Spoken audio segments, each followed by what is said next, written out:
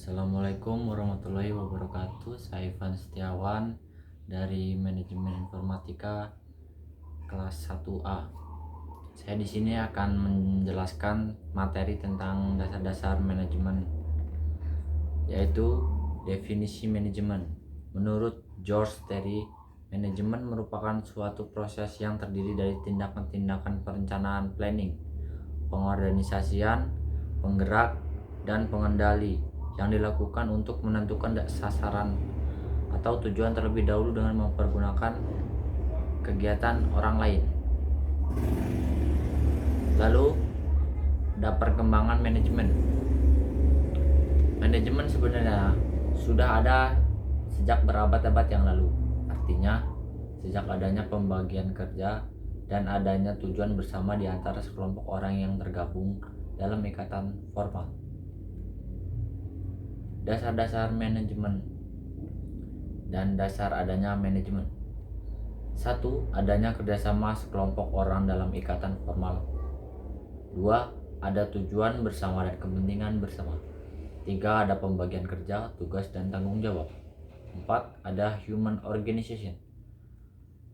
Contoh-contoh tokoh manajemen, yaitu salah satunya F.W. Taylor, dikenal sebagai Bapak Scientific Management. Manajemen berdasarkan ilmu, berorientasi pada peningkatan produksi secara langsung yang cenderung menyamakan buruh dengan mesin.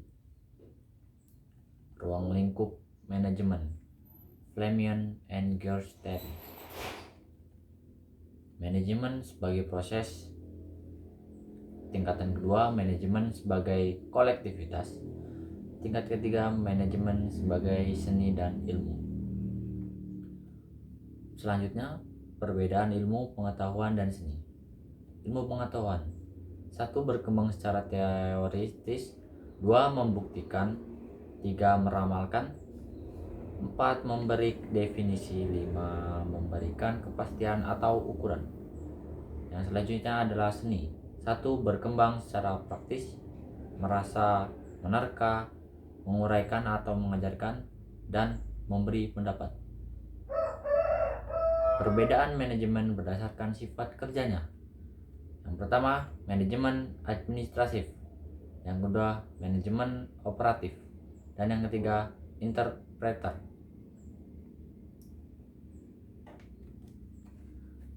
Lalu materi yang kedua, definisi manajer.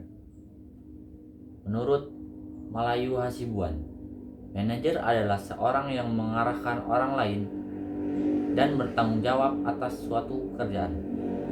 Menurut Robert Tenenbaum, mereka yang menggunakan wewenang formal untuk mengorganisasi, mengarahkan, dan mengontrol para bawahan yang bertanggung jawab supaya semua pekerjaan dikoordinasi demi mencapai tujuan perusahaan. Tugas manajer. Manajer cycle, siklus pengembalian keputusan, membuat rencana, menyusun organisasi, pengarahan organisasi. 2. Memotivasi, yaitu mendorong bawahannya untuk bekerja giat dan membina bawahan dengan baik. 3. Manajer harus berusaha memenuhi kebutuhan bawahannya. 4. Manajer harus menciptakan kondisi yang akan membantu bawahannya mendapatkan kepuasan dalam bekerja. 5. Manajer harus berusaha agar para bawahan mau memikul tanggung jawab. 6. Manajer harus membina bawahannya agar dapat bekerja secara efektif dan efisien. 7. Manajer harus membenahi fungsi-fungsi fundamental dengan baik. 8. Manajer harus membina hubungan yang harmonis. 9. Manajer harus bertanggung jawab atas keselamatan karyawan. Yang ke-10, mengadakan pembagian kerja, mengkoordinasi tugas. Tingkat manajemen. Yang pertama, low management. Yang kedua, middle management. Dan yang terakhir, top management. Keterampilan yang harus dimiliki oleh manajer. 1. Technical skill. 2. Human skill. 3. Administrative skill. 4. Conceptual skill. Sistem manajemen dibedakan atas. 1. manajemen Bapak, manajemen tertutup, manajemen terbuka, manajemen demokrasi. Manajemen Bapak diartikan bahwa setiap usaha dan aktivitas bawahan selalu mengikuti pemerintahan Bapak. Manajer pemimpin, keunggulan jika pemimpin dapat beroperasi yang benar, pekerjaan dapat cepat diselesaikan. Lalu manajemen tertutup, manajer tidak memberitahukan atau mengonfirmasi keadaan perusahaan kepada para bawahannya walaupun dalam batas tertentu. Ada lagi manajemen terbuka menginformasikan keadaan perusahaan kepada para bawahan walaupun batas tertentu.